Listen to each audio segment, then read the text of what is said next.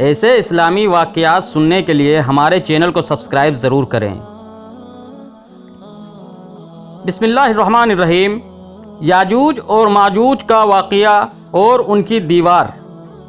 پیارے دوستوں، قیامت کی ایک ایسی بڑی نشانی جس سے مقابلہ کرنے کی طاقت کسی انسان کے اندر نہیں ہوگی، ایسی قوم جس کا ذکر قیامت کے قریب پیش آنے والے واقعات میں ملتا ہے۔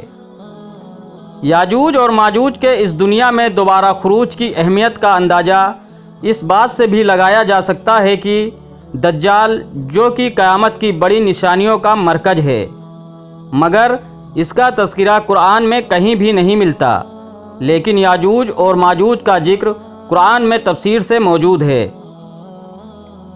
دوستوں، ابواب الناس میں اس قوم کے بارے میں بہت سے مختلف خیالات پائے جاتے ہیں، مگر زیادہ تر لوگ ان کی حقیقت سے بے خبر ہیں، جیسے یاجوج اور ماجوج کیسے دکھتے ہیں اور یہ کس شکل صورت کے ہوں گے، وہ کون سی دیوار ہے جس کے پیچھے یاجوج اور ماجوج قید ہیں، اور وہ اس دیوار میں کتنا سوراخ کر چکے ہیں۔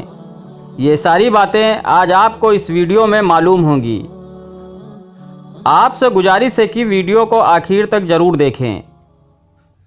دوستو، زمانہ قدیم میں بہت سی قومیں گزری ہیں جو ظلم و جبریت میں اپنی مثال خود تھیں، اور ان کی طاقت اور دہشت کی بنا پر ہر طرف انہی کا سکہ چلتا تھا۔ ایسے ہی ایک قوم یاجوج اور ماجوج کی بھی تھی۔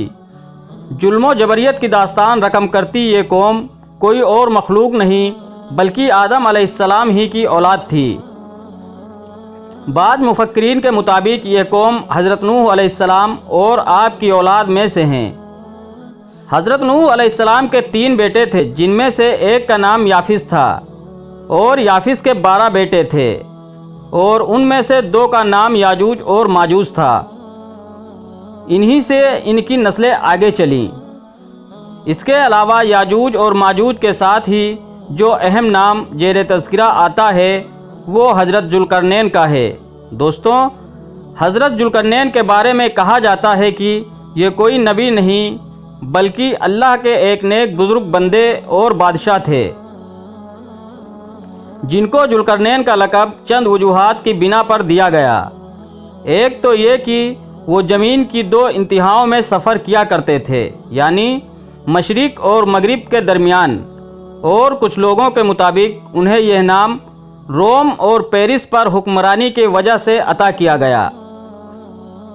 بہادر اور طاقتور بادشاہ ہونے کے ناطے دنیا بھر کے بادشاہ ان کے تابع تھے، اور ان کے خلیرے بھائی یعنی حضرت خضر علیہ السلام ان کے خاص وزیر تھے۔ حضرت ذوالقرنین اکثر حالت سفر میں رہتے۔ اسی دوران وہ ایسی سلطنت میں پہنچے جہاں ترک آباد تھے۔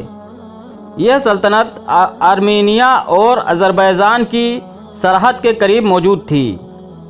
وہاں 2 پہاڑوں کے بیچ ایک جگہ تھی جس میں ایک قوم آباد تھی جو ترکوں کا قتل عام کیا کرتی تھی، اور اپنی سرکشی اور فتنہ انگیزی کی وجہ سے بے حد مشہور تھی۔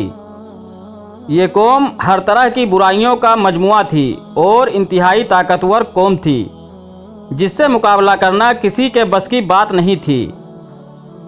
اس کا ذکر قرآن کریم کی سورہ کہف میں یاجوج اور ماجوج اور حضرت ذوالقرنین کے حالات بیان کرتے ہوئے فرمایا گیا ہے کہ جب وہ اپنے شمالی مہم کے دوران 2 پہاڑوں کے درمیان پہنچے تو اسے ایسی قوم ملی جس کی زبان ناقابل فہم تھی۔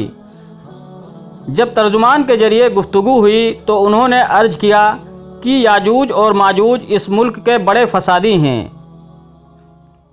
اگر آپ ان کے اور ہمارے بیچ میں ایک دیوار کھڑی کر دیں تو ہم آپ کے لیے خرچ کا انتظام کریں گے۔ حضرت ذوالقرنین نے بغیر کسی خرچ یا معاوضے کے صرف ثواب کی نیت سے اس کام کو کرنے کی رضامندی ظاہر کر دی، اور ان پہاڑوں کے درمیان لوہے اور پگھلے ہوئے تانبے کی ایک مضبوط دیوار کھڑی کر دی، جس سے وقتی طور پر یاجوج اور ماجوج کا فتنہ دب گیا۔ اور جب یہ دیوار تعمیر ہو گئی تو حضرت ذوالقرنین نے اللہ تعالیٰ کا شکر ادا کیا، اور ساتھ ہی لوگوں کو یہ بھی بتا دیا کہ اگرچہ دیوار بہت مضبوط ہے مگر یہ ہمیشہ کے لیے نہیں ہے۔ جب اس رب کا حکم قریب آئے گا تو یہ دیوار کھل جائے گی۔ صحیح بخاری حدیث میں نبی اکرم حضرت محمد مصطفیٰ صلی اللہ علیہ وسلم نے اس دیوار میں تھوڑے سے سوراخ کو فتنے کے قریب ہونے سے تعبیر فرمایا تھا۔ ایک اور حدیث میں آتا ہے کہ یاجوج اور ماجوج ہر روز اس دیوار کو توڑتے ہیں اور کل کے لیے چھوڑ دیتے ہیں۔ پھر جب اللہ کی معاشیت ان کو باہر نکالنے کی ہوگی تو وہ کہیں گے کہ کل انشاءاللہ ہم اس دیوار کو توڑیں گے، اور پھر دوسرے دن وہ اس دیوار سے نکلنے میں کامیاب بھی ہو جائیں گے۔ جب یہ قوم آزاد ہو جائے گی تو وہ تباہی مچاتے ہوئے نکل پڑے گی، اور ان کا پہلا گروہ بحر تبریہ تک پہنچے گا اور اس جھیل کا سارا پانی پی جائے گا۔ اسی طرح جب آخری گروہ وہاں پہنچے گا تو وہ حیران ہو کر کہے گا کہ یہاں کبھی پانی ہوا کرتا تھا۔ پھر یہ قوم ہر طرف فساد برپا کر دے گی اور ہر بلندی سے اترتی ہوئی نظر آئے گی، اور ایک وقت ایسا آئے گا کہ ساری زمین پر انہی کا قبضہ ہوگا۔ جب یہ قوم یروشلم کے پہاڑ پر پہنچے گی تو کہے گی اب تمام زمین پر ہمارا قبضہ ہے، اور آسمان کی طرف تیر برسانا شروع کر دے گی، اور وہ تیر خون سے رنگے ہوئے واپس لوٹیں گے۔ نبی اکرم صلی اللہ علیہ وسلم نے ان کا حلیہ بتایا کہ ان کے قد چھوٹے ہوں گے اور چہرے چوڑے چوڑے ہوں گے اور آنکھیں چھوٹی سی ہوں گی۔ پھر حضرت عیسیٰ علیہ السلام کو اللہ رب العزت ارشاد فرمائے گا کہ وہ مسلمانوں کو طور کے طرف جمع کر لیں، کیونکہ یاجوج اور ماجوج کا مقابلہ کسی کے بس میں نہ ہوگا۔ حضرت عیسیٰ علیہ السلام اور ان کے ساتھی اس وقت ایسی جگہ کھڑے ہوں گے جہاں کھانے پینے کی سخت کمی ہوگی۔ پھر لوگوں کی درخواست پر حضرت عیسیٰ علیہ السلام اللہ تعالیٰ سے دعا فرمائیں گے۔ اللہ تعالیٰ ان کی گردن اور کانوں میں کیڑے پیدا فرمائے گا اور وہ سب ان سے ہلاک ہو جائیں گے، اور عالم یہ ہوگا کہ ہر طرف انہی کی لاشیں بکھری پڑی ہوں گی۔ پھر اللہ رب العالمین خاص قسم کے پرندوں کو مقرر کرے گا جن کی گردن اونٹوں کی طرح ہوں گی، اور وہ ان کی لاشوں کو اٹھا کر اس جگہ لے جائیں گے جہاں پر اللہ کا حکم ہوگا۔ پھر تیز بارش ہوگی جو ساری زمین کو صاف کر دے گی، اور ہر طرف ہریالی اور خوشحالی ہوگی، اور اس طرح یاجوج اور ماجوج کا دنیا سے خاتمہ ہو جائے گا۔ جزاکم اللہ خیر۔